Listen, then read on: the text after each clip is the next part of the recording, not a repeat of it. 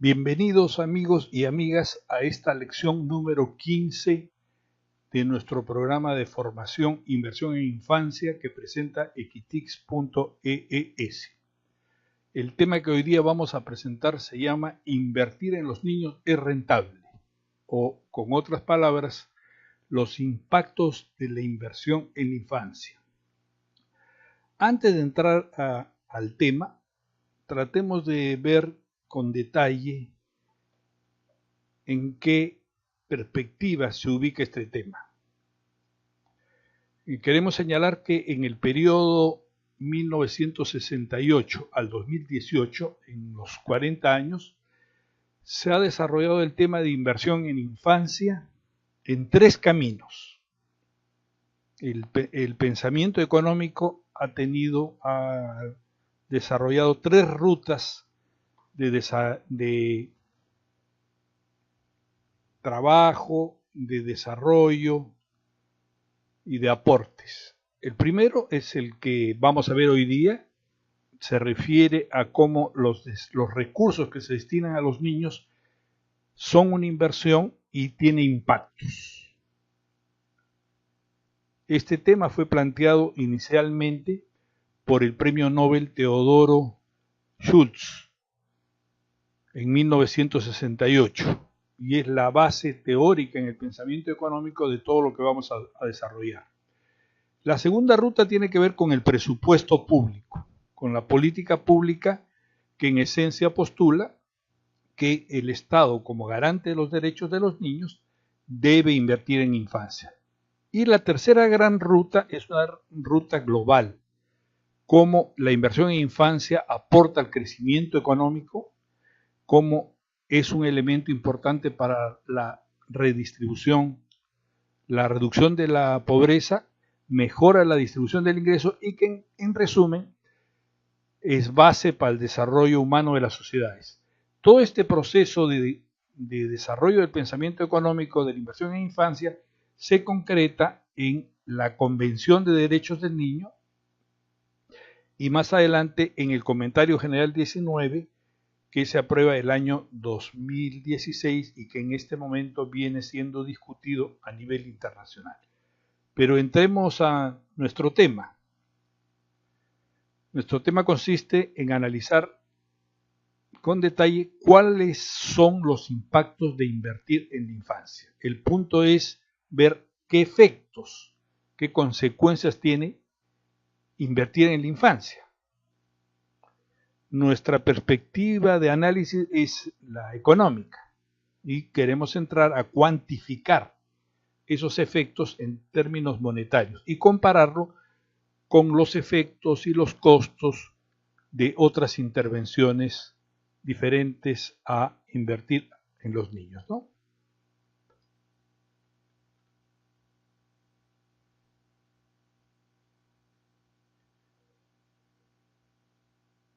Nos interesa ver cómo destinar los recursos a los niños es una actividad rentable. En pocas palabras podríamos decir que destinar recursos a los niños permite obtener una rentabilidad de $10 por cada dólar invertido. Es decir, destinar recursos a los niños, niñas y adolescentes no es un gasto, es una inversión y es rentable. Destinar recursos a los niños es más rentable que destinarlo a otras actividades, a otros proyectos. También hay un costo que podríamos llamar el costo de oportunidad, que es el costo de no invertir en los niños y tiene un alto costo como lo vamos a ver más adelante. ¿Sabías que los organismos internacionales consideran que un proyecto es rentable y viable si tiene una rentabilidad mayor al 15%?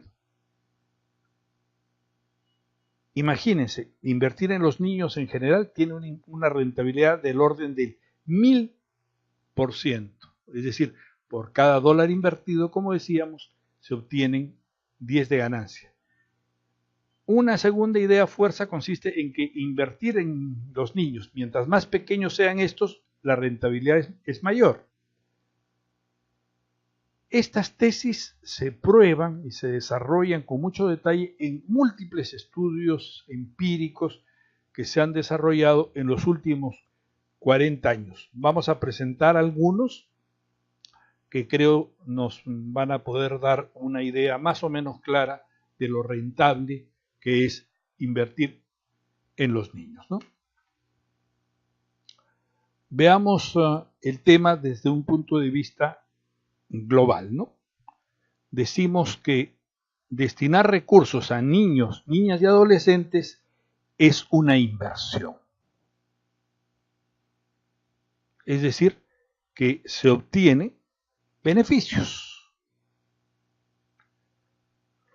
No es un consumo, es decir, los recursos que no son inversión se destinan al consumo, es decir, permiten atender o satisfacer una necesidad. Se da curso a su valor de uso. El valor se consume y se utiliza, a diferencia de los recursos que se destinan a inversión, donde el valor reaparece. Analicemos con detalle qué significa invertir, ¿no? Cuando se destinan recursos se incurre en un costo, que es el costo de la intervención. Eso genera impactos, que nosotros le vamos a llamar ingresos. Después vamos a analizar con detalle esos ingresos. Esos ingresos permiten cubrir el costo y queda un excedente, una diferencia, que es la utilidad, y que este beneficio puede ser en el corto plazo, en el mediano plazo o en el largo plazo. Y si comparamos este beneficio o ingreso neto con el costo, podemos obtener lo que llamamos la tasa beneficio-costo. Como decíamos anteriormente, el beneficio de invertir a los niños, en los niños en general, es de $10 por cada dólar que se invierte en costos. También hay que tener en cuenta que invertir o destinar recursos a los niños no solo es rentable, sino que hay otras intervenciones, otras políticas económicas que también afectan a los niños y que sí tienen impacto sobre los niños, ¿no? Lo vamos a ver más adelante. Estas intervenciones a favor de los niños se destinan en general para la sobrevivencia de los niños, para su desarrollo, para la protección y el desarrollo ciudadano. Vamos a ver con detalle este tema más adelante. Sigamos, amigos, con el tema.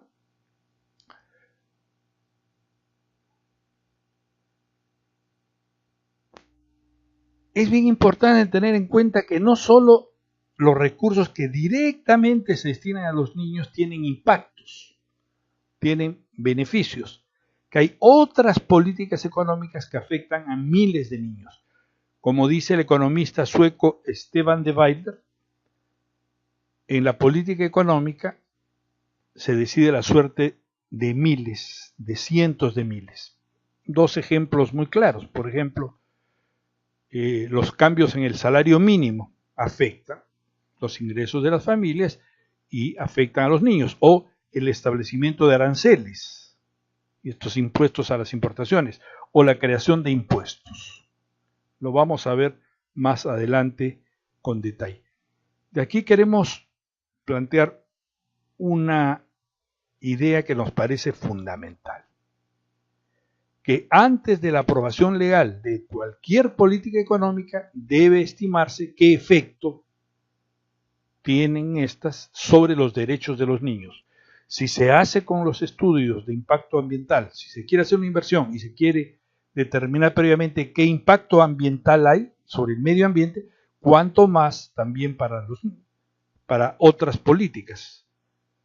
Por eso en los últimos años ya se viene planteando la necesidad que antes de la aprobación de una política económica se vea qué impactos hay sobre los niños. No planteamos que se haga siempre, sino que exista esa posibilidad cuando hay más o menos evidencias que van a impactar sobre los niños, ¿no?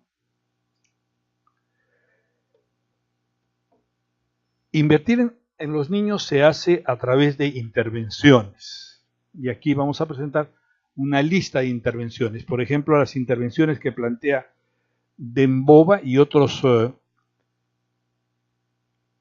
profesionales el año 2004, como plantean que hay 26 intervenciones rentables en los niños, que tienen que ver con el tema de nutrición, con el tema de salud, con el tema de educación, con el tema de protección. Y estas intervenciones se hacen en el embarazo, en la época del embarazo, en el momento del nacimiento de los niños, antes de los 12 meses, antes de los 24 meses, antes de los 36 meses, antes de los 48 meses y antes de los 60 meses. Es decir, son intervenciones que tienen que ver con los niños antes de los 5 años. Estas 26 intervenciones, que pueden ustedes analizar con detalle, son rentables, es decir, tienen beneficios por encima de los costos. Nosotros queremos señalar una número 27, que es la que tiene que ver con la salud bucal de los niños. Pensamos que los niños tienen el derecho a la sonrisa y que deben tener una adecuada salud bucal. Cuidado de sus dientes, que no tengan caries, que tengan un desarrollo, digamos, de sus dientes adecuados y que además eso tiene un impacto muy importante sobre la autoestima de los niños. Planteamos que este tema sea incorporado dentro de la agenda y que normalmente no está incluido.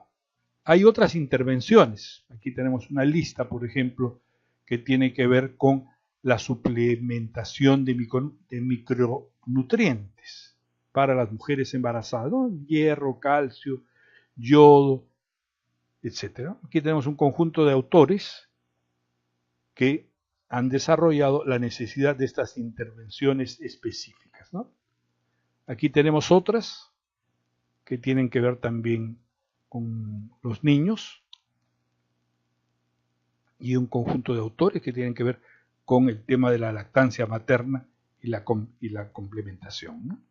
Intervenciones que tienen que ver con la fortificación de alimentos, intervenciones que tienen que ver con la estrategia de educación, promoción y la salud. Hay una amplia literatura sobre las intervenciones que son rentables y que deben promoverse, ¿no?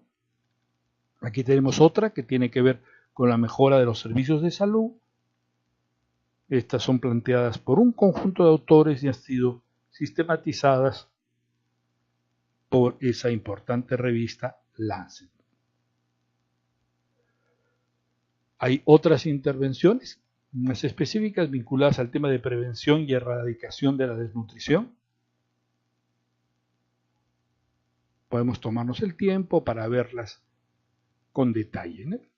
Podemos decir que en general ya se tiene una idea precisa de cuáles son las intervenciones a favor de los niños y en particular de los niños menores de 5 años.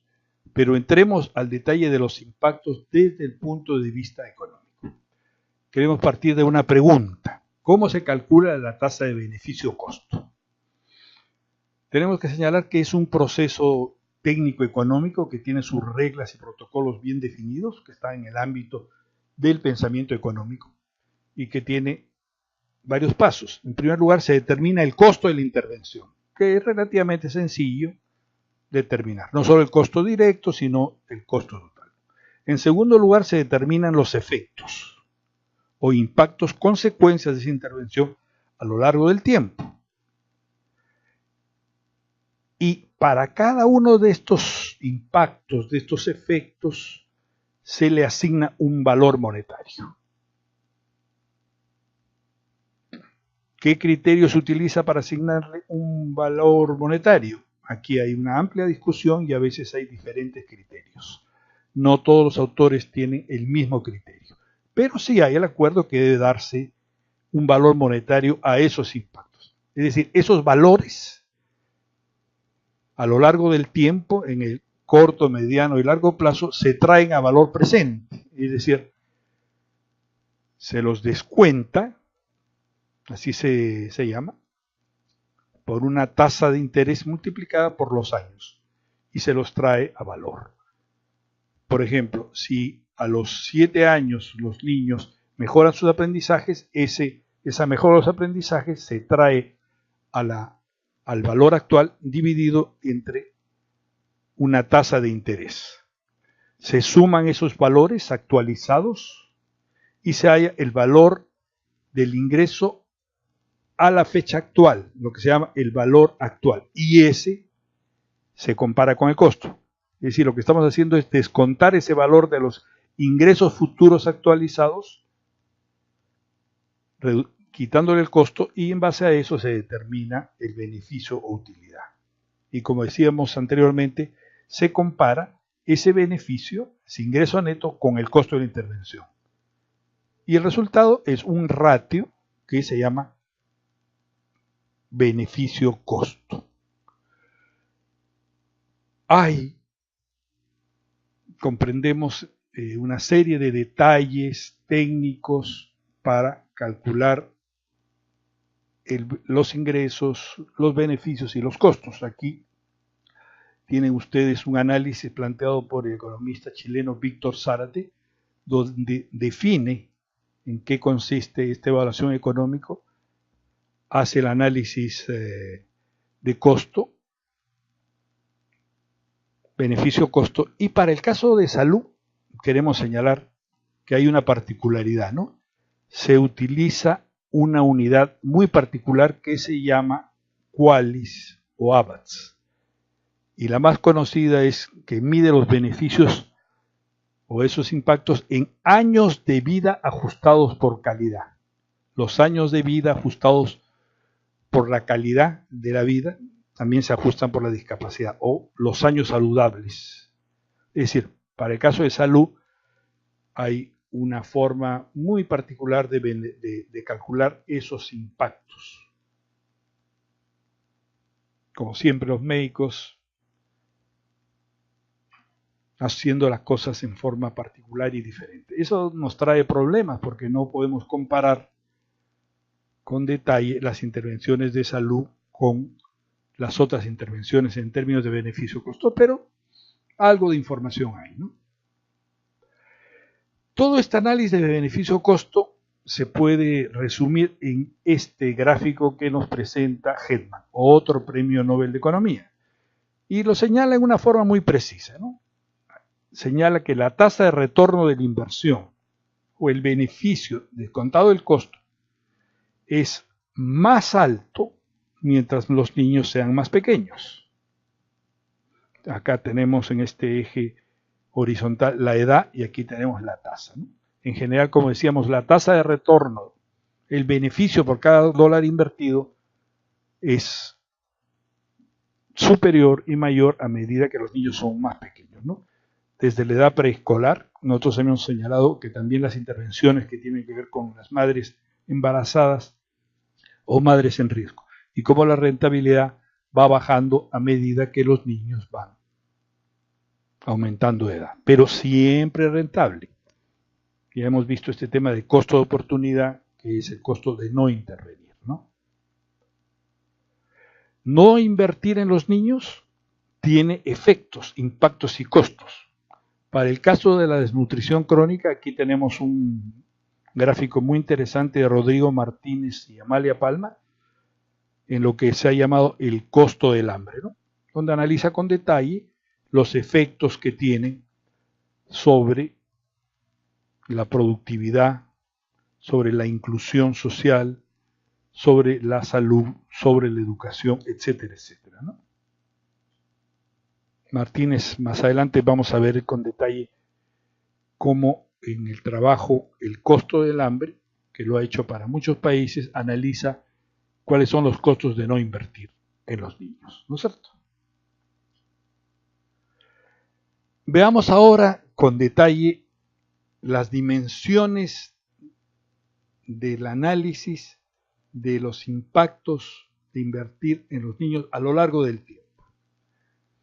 Este gráfico es un poquito complejo y vamos a tomarnos el tiempo necesario para explicar. Este gráfico lo que muestra son los efectos o impactos de invertir en los niños a lo largo de la vida de las personas. Aquí tenemos en este eje horizontal la edad, desde antes del nacimiento hasta la época de la madurez. Y aquí tenemos los impactos. Tenemos que señalar que hay impactos que se dan en salud, en la parte de salud, digamos, especialmente en los niños más pequeños.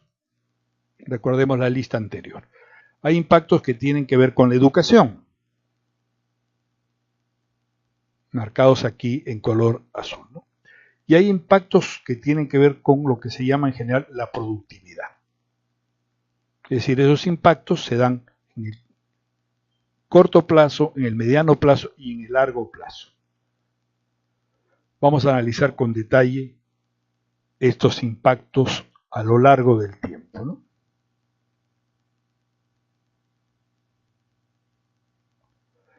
Veamos en primer lugar en salud. Invertir en los niños en salud tiene como un primer impacto menores enfermedades y mejor calidad de vida. Y se da especialmente en los primeros años, también a lo largo de la vida de las personas, ¿no? Los impactos en educación se expresan en el mediano y largo plazo, por ejemplo, con mejores aprendizajes y un mayor acceso a la educación y otras variables que vamos a ver más adelante, ¿no? Hay los impactos en la productividad, que es un nombre que suele utilizarse para representar cómo invertir en los niños tiene efectos sobre el empleo. Por ejemplo, tienen mayor acceso al empleo, mayor rendimiento en el trabajo, mayores niveles de ingreso, mayor consumo y mejores condiciones de vida. Estos análisis los ha realizado Martínez para salud, educación y productividad, pero en nuestra perspectiva hay otros impactos muy importantes a lo largo de la vida de los niños, ¿no? Impactos que tienen que ver con la protección, con el desarrollo ciudadano y otros. En otras palabras, destinar recursos a niños, niñas y adolescentes tiene impactos, tiene efectos en la salud, en la alimentación y nutrición, en el saneamiento, en la educación, en la protección, en el desarrollo ciudadano, en la convivencia social y en la productividad.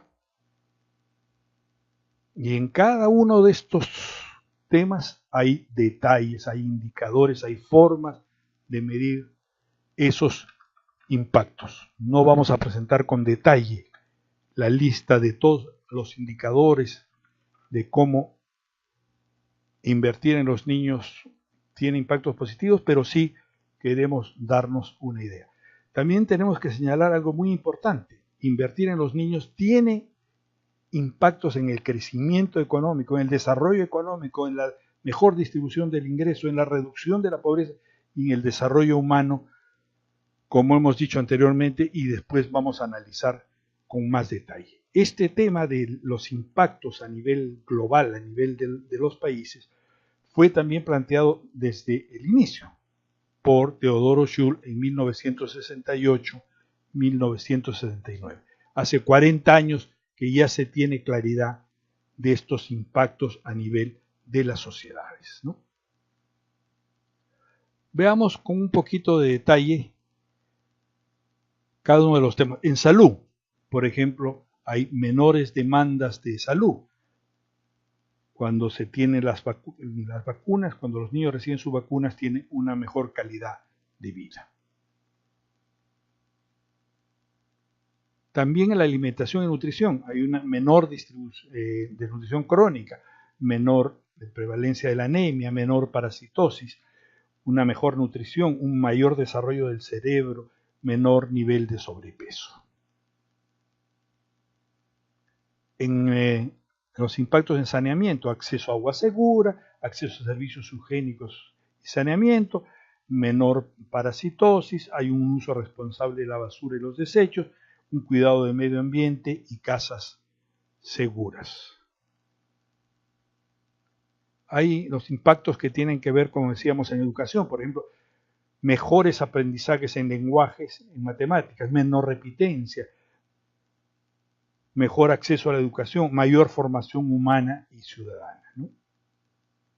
En protección, hay mayor participación, mejora de la autoestima personal, hay un respeto a la equidad de género, hay no a la discriminación, no al abuso sexual, no castigo físico, reducción de trabajo infantil, el respeto a la diversidad y a la no discriminación, entre otros. Este tema de los impactos en protección, en verdad, sabemos que se dan, sabemos que existen, pero no han sido analizados con detalle. Creo que es una tarea el estimar cuáles son esos impactos en términos monetarios. Los tipos de impactos podemos verlos bajo diferentes formas. Los impactos por derechos, que hemos analizado anteriormente, educación, salud, alimentación, nutrición, etc. Los impactos que tienen que ver por la edad de los niños, lo que plantea Gemma, que ya lo hemos analizado. Los impactos de las políticas económicas, ya lo hemos analizado, que afectan la vida y las condiciones de miles de niños, como lo plantea Stefan de Weider. Hay también los impactos de no intervención, y los impactos por género, las diferencias entre invertir en niños o en niñas.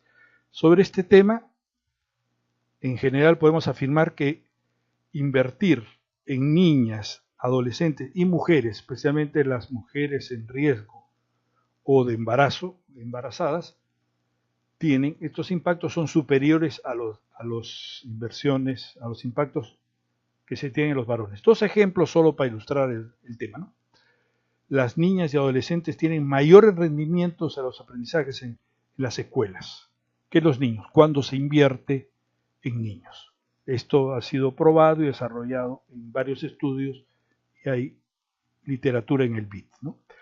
Otro impacto es que tiene que ver con la desnutrición crónica. Está demostrado, como nosotros lo hemos visto para el caso de Perú, que los mayores niveles de educación en las madres pobres extremas lleva a que los niños tengan menores niveles de desnutrición crónica. 39% de los niños que tienen madres con mayores niveles de educación no tienen desnutrición crónica. Miren qué importante. O sea, la pobreza sí es una base importante para la desnutrición crónica, pero cuando las madres tienen mayor educación, a pesar de ser pobres extremos, no tienen desnutrición crónica. Adicionalmente, y este es un tema muy importante, hay un tipo de impacto que tiene que ver con la concurrencia en el mismo territorio y con el mismo grupo meta. Cuando se suma, cuando se juntan varias intervenciones a favor de los niños en un mismo territorio con los mismos grupos de niños, niñas y adolescentes, los impactos no solo se suman, sino se potencian. Cuando se interviene en salud, se proporciona información, se proporciona agua, saneamiento, en educación, en protección, en participación, en alimentación y nutrición, en el mismo grupo meta o en la misma localidad, los impactos se potencian. Eso es lo que llamamos la estrategia MIE. Aumentar la eficacia de las intervenciones en los niños con la confluencia de las intervenciones en la misma localidad, en el mismo grupo, es una estrategia que la Organización Mundial de la Salud le llama MIE y que ha demostrado que es sumamente importante, ¿no? Ha sido aplicada en 58 países y está demostrado que es una forma de potenciar los impactos. Ustedes pueden ver literatura sobre el tema, especialmente las ponencias o los estudios de Gro Harlem, presidenta de la Organización Mundial de de la salud en los años 99, ¿no? Hay literatura sobre el tema, aquí tenemos la fuente. Los estudios de beneficio-costo son abundantes, hay muchísima información y solo queremos presentar algunas de ellas. Hay 3 estudios que nos merecen particular atención. Los desarrollados por Rodrigo Martínez con la CEPAL y el Programa Mundial de Alimentos, que se llaman en general el costo del hambre, ¿no? Otro estudio muy interesante es el desarrollado en el proyecto preescolar High Scope Perry. Aquí tienen información. Es un estudio que consiste en medir los impactos de la oferta de educación preescolar en un grupo de niños con su respectivo grupo piloto y hacerle seguimiento por un periodo de varias décadas, ¿no? Veamos un poquito con detalle. Este último estudio muestra, por ejemplo, que los niños que han tenido acceso a esa educación preescolar de calidad tienen niveles de remuneraciones más altos, que tienen mayor acceso a la vivienda, mayor acceso a la educación superior, que reciben menos servicios sociales, que han tenido menos arrestos, es decir, el tema de la violencia también está afectado, ¿no? Está considerado. Aquí tenemos información de este programa. Miren cómo los impactos son más positivos en los niños que han tenido educación preescolar que en los otros, ¿no? Hay menor número de arrestos que tienen que ver con violencia, mayor tiempo de educación o número de años de educación, tienen mejores aprendizajes, mayor niveles de desarrollo de la inteligencia y mayor empleo, ¿no? Aquí tenemos también otros impactos que tienen que ver con los indicadores de salud para varios países, para varias regiones, para el sur de Asia, para el África, ¿no? Aquí tenemos información con detalle de cuáles son esos impactos medidos en costos. También tenemos información con más detalle, por ejemplo, en relación al menor abandono escolar, al mayor tiempo de educación, menores infracciones a la ley, la generación de mayores ingresos, mayor capacidad de ahorro, mayor empleo, mayor disponibilidad de automóviles, menor necesidad de acceso a los programas sociales y menor número de madres solteras. Por ejemplo, también otros impactos: menor demanda de educación especial, mayor grado de retención escolar, menor violencia, mayor graduación escolar, mayor educación por escolar, menor abuso y o negligencia. Como vemos, la lista de los impactos positivos es muy grande y está ampliamente documentada, ¿no? Ustedes pueden revisar la literatura que les presentamos aquí y ver para los diferentes casos o tipos de intervenciones cuáles son esos impactos. También hay otro tipo de información vinculada, por ejemplo, a la maternidad infantil, al número de nacimientos, a la natalidad, etc. También hay estudios que tienen que ver con el costo en que incurren los estados por no intervenir, lo que llamamos el costo del hambre en el caso de nutrición crónica, ¿no? Por ejemplo, aquí tenemos información para Costa Rica, El Salvador, Guatemala, Honduras, Nicaragua, Panamá, República Dominicana, ¿no? Hay información con todo detalle en valores y también en términos de diferentes ratios. Resumiendo entonces, mis queridos amigos, invertir en infancia tiene todos los fundamentos económicos necesarios para señalar que es una inversión rentable y que tiene impactos positivos y tienen beneficios sumamente altos. Por cada dólar invertido se obtienen en promedio $10 de rentabilidad.